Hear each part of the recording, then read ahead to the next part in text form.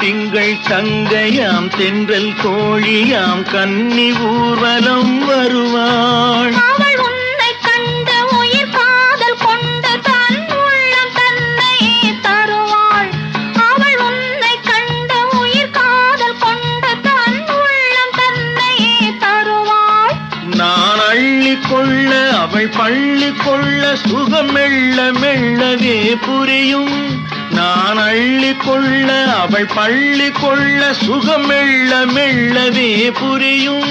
கை தொடும்